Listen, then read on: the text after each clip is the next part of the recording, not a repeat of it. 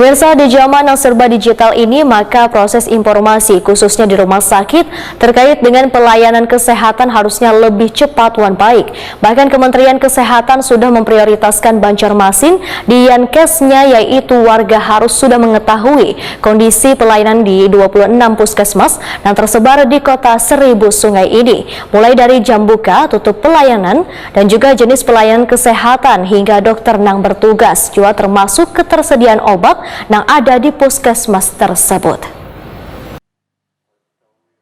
Di zaman yang serba digital ini, maka proses informasi khususnya di rumah sakit terkait dengan pelayanan kesehatan harusnya lebih cepat dan baik. Bahkan Kementerian Kesehatan sudah memprioritaskan Banjarmasin di Yankesnya, yaitu warga harus sudah mengetahui kondisi pelayanan di 26 puskesmas yang tersebar di kota Seribu Sungai ini, mulai dari jam buka, tutup pelayanan, jenis pelayanan kesehatan yang diberikan, hingga dokter yang bertugas memberikan pelayanan pada warga, termasuk ketersediaan obat yang ada di puskesmas tersebut. Seberatan informasi tersebut masuk dalam layanan digital nang Bangaran Telemedicine. Demikian dipedahkan anggota Komisi 4 DPRD Banjarmasin, Insinyur Sokrowardi MAP lan Prima TV usai kunjungan ke Rumah Sakit Umum Daerah Sultan Suryansa Banjarmasin jelang tengah hari Rabu 25 Mei 2022.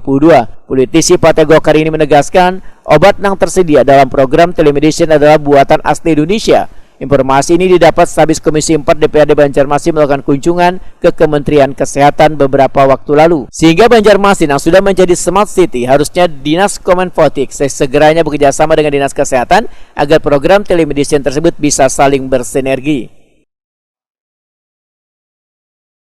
Itu Banjarmasin sudah mempunyai Kominfo yang mengenai program Smart City, itu harus segera diambil, disinergiskan dengan Dinas Kesehatan. Hingga masyarakat tidak lagi datang antrian untuk minta perawatan, untuk pelayanan itu. Ketika datang sudah pada posisi kami dilayani dan bisa bahkan kalau perlu pasien itu tidak perlu juga datang ke puskesmas kalau memang ada sudah pelayanan itu. Oh ternyata obatnya ini, didiagnosanya seperti ini. Jadi kalau dalam konteks kesehatan itu ada pelayanan home care, misalnya datang ke rumah visit kepada orang-orang yang memang usianya sudah tidak mungkin lagi datang ke puskesmas itu, ya kan? Informasi home care-nya dibentuklah tim. Nah ini suatu hal yang kabar gembira bagi Banjarmasin yang manajemen kesehatannya sudah diberi peluang untuk mengambil aplikasi itu ke Dinas Kesehatan di Jakarta.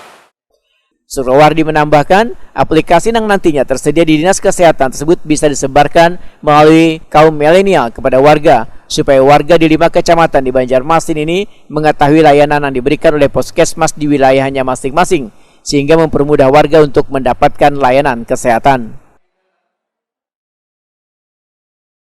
Masalah tadi kemarin kita ada kunjungan di rumah sakit, kan ada pelayan aplikasinya, berapa tersedia bed atau kamar yang akan bisa pasien, dokter yang jaga siapa, ya kan?